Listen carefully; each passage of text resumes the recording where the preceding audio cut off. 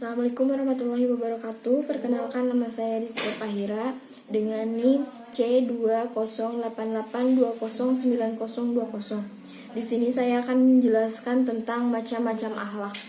Yang pertama yaitu akhlak terhadap Rasulullah.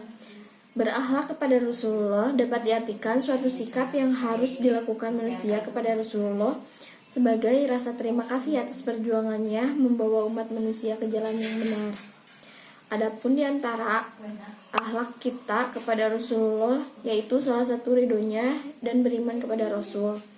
Ridho dalam beriman kepada Rasul inilah suatu yang harus kita nyatakan sebagai hadis Nabi SAW. Aku ridho kepada Allah sebagai Tuhan, Islam sebagai agama, dan Muhammad sebagai Nabi dan Rasul. Banyak cara yang dapat dilakukan dalam berakhlak kepada Rasulullah SAW. Di antaranya adalah sebagai berikut. Yang pertama, mengikuti dan mentaati Rasulullah SAW. Mengikuti dan mentaati Rasul merupakan suatu yang bersifat mutlak bagi orang-orang yang beriman.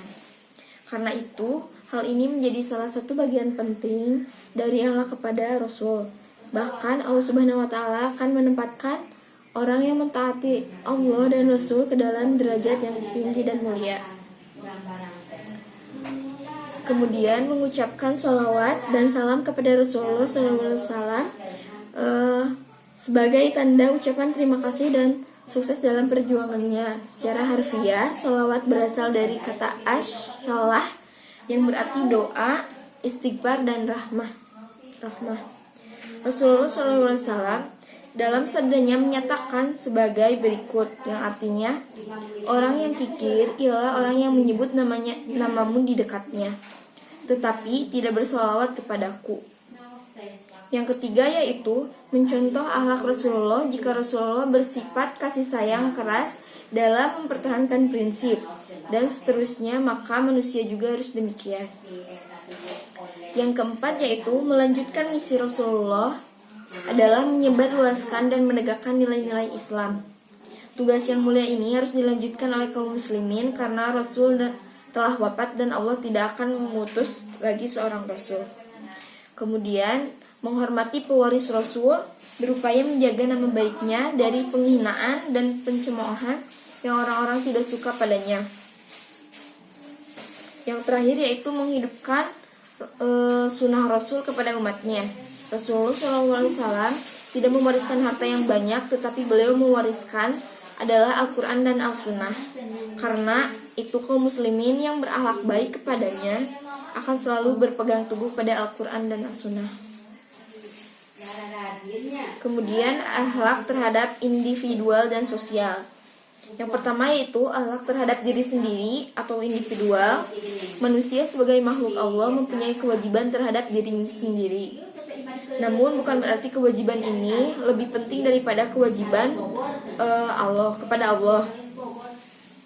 Karena kewajiban yang pertama dan utama bagi umat manusia yaitu mempercayai dengan keyakinan yang sesungguhnya bahwa tiada Tuhan selain Allah. Keyakinan pokok ini merupakan kewajiban terhadap Allah sekaligus merupakan kewajiban manusia bagi diri untuk selamanya. Manusia mempunyai kewajiban kepada dirinya sendiri yang harus ditunaikan untuk memenuhi haknya. Kewajiban ini bukan semata-mata untuk mementingkan dirinya sendiri atau menjolimi dirinya sendiri.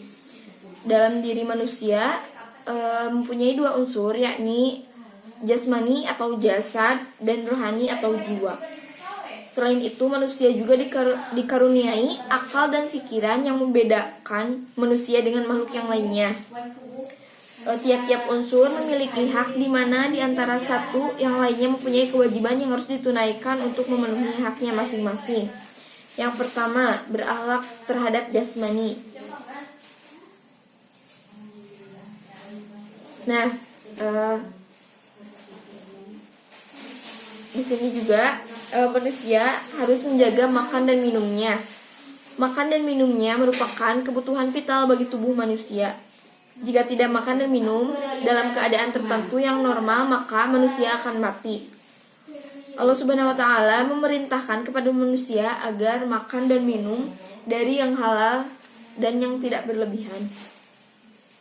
Yang kedua yaitu menjaga kesehatan, berbusana, dan berakhlak terhadap jiwa, yaitu diantaranya bertaubat dan menjauhkan diri dari dosa besar. Kemudian bermuraqabah atau rasa kesadaran seorang muslim bahwa dia selalu diawasi oleh Allah Subhanahu wa taala. Dengan demikian dia tenggelam dengan pengawasan Allah dan kesempurnaannya sehingga ia merasa akrab dan merasa tenang. Yang ketiga yaitu berakhlak terhadap akal.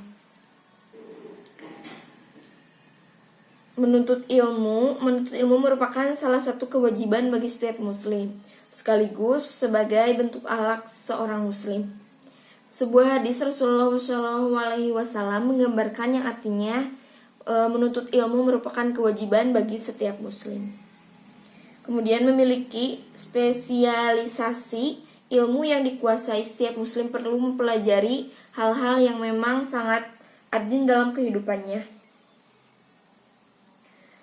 Selanjutnya, mengajarkan ilmu kepada orang lain termasuk akhlak muslim terhadap akalnya adalah menyampaikan atau mengajarkan apa yang dimilikinya sebagai orang yang membutuhkan ilmunya.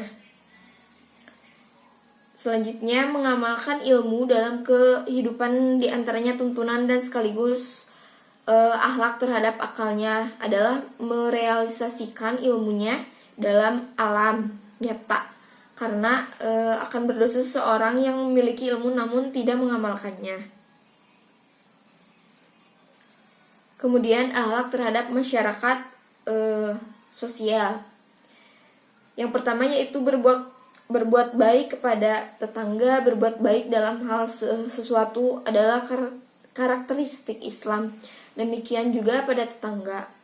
Kemudian bersabar menghadapi gangguan tetangga ini adalah hak kedua untuk tetangga yang berhubungan erat dengan yang pertama dan menjadikan penyempurnanya. Selanjutnya yaitu akhlak terhadap lingkungan.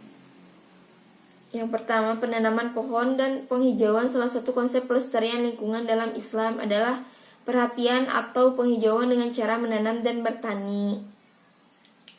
Kemudian menghidupkan lahan mati, tanah yang tidak bertuan, tidak berair, tidak diisi bangunan yang tidak dimanfaatkan.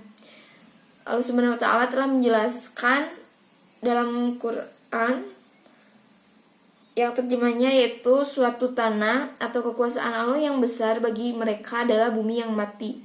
Kami hidupkan bumi itu dan kami keluarkan daripadanya biji-bijian, maka daripadanya mereka makan. Kemudian tidak mencemari air.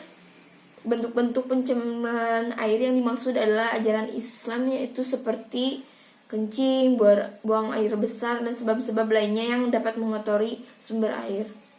Kemudian menjaga keseimbangan alam.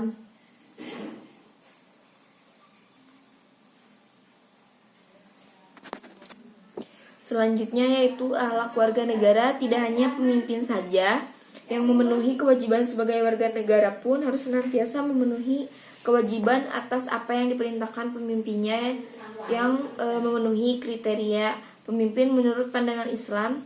Ini merupakan kewajiban akhlak muslim sebagai warga negara. Kewajiban itu diantaranya yaitu harus taat pada pemimpin, mengoreksi dan mengevaluasi perjalanan negara seperti halnya dalam Al-Quran, kemudian membela negara, dan hak-hak yang lainnya. Sekian penjelasannya. Wassalamualaikum warahmatullahi wabarakatuh.